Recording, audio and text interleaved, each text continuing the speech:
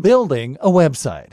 Whether you want to be an affiliate marketer, whether you want to promote your Main Street store online, or whether you want to promote yourself and become a professional singer, you will at some point need to build a website. And at this junction, you have a few options. The worst option is that you pay someone thousands of dollars to make it for you. That's the right idea in terms of investing time and making the effort. But it's the wrong idea because it means that you're spending thousands when actually this is something you can do for yourself very easily and completely for free. If you want a website, then you can have one built in a day that is just as professional as the top sites in the world. Here's how it works. Building a website in a day. Number 1. Find hosting. Your first step is to find hosting. Web hosting means that you are finding space on a server. A server, meanwhile, is a large and very fast computer that stays constantly connected to the web, and that lives in a big server room somewhere where it is looked after by a whole lot of people. This server has space on it like any other computer, and you are effectively buying some of that space so that your files can be uploaded and take advantage of that constant connection to the web.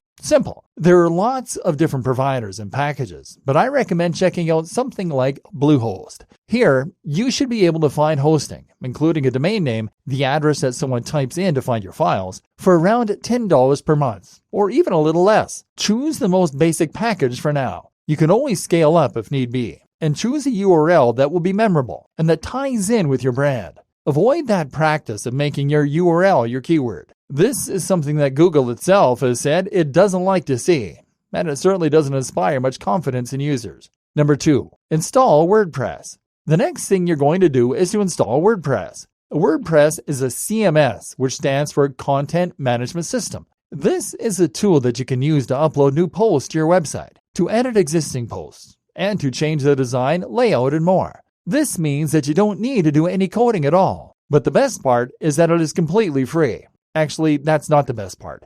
The best part is that it is highly professional. Far from being a website builder, this is the tool that is used to build a quarter of the websites on the net. And that includes some of the biggest brands out there like BBC America, Forbes, Huffington Post, Mashable, you name it. There is simply no need to pay for a limiting service like Wix. What's more is that WordPress will allow you to benefit from the huge community of developers, meaning you can download additional features and design elements for free to completely change the look, layout, and functionality with just a click.